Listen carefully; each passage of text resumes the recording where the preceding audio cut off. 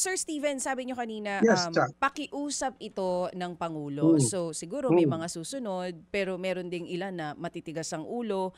Ano po bang, paano po ba yun? Hindi naman kasi po pwedeng magdikta lang dahil meron din Yes. pong mga computation na ginagawa itong mga kumpanya na ito?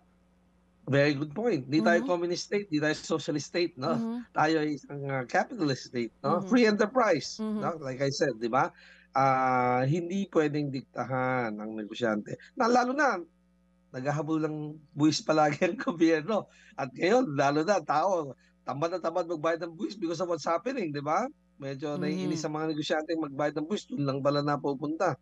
Diba? So, yun na nga, they have to be fair and they have to think of the long term. Ang hirap maging, part ng gobyerno, no? Kasi the short term and the long term of it. You have to please the people. Naku, may unrest na, hindi na happy ang tao. Pero on the other hand, paano naman ang negosyante?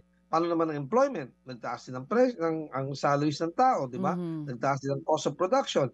So, you just have to let it go. Kasi kapag masyadong pigil sa negosyo, no, sa manufacturers, no, and distributors and supermarkets, no, ang presyo, ang pag-control, quote unquote, price control ng tawag diyan, no.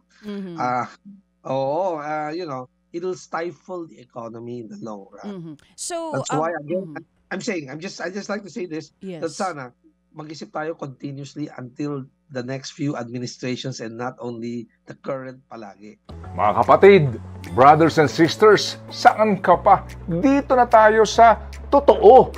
Dito na tayo sa True FM. Mga kapatid, mag-subscribe and follow po kayo sa social media accounts ng True Network PH. Yan po kami. Hanapin nyo lang True Network PH, Facebook, Instagram, YouTube, TikTok, and podcast.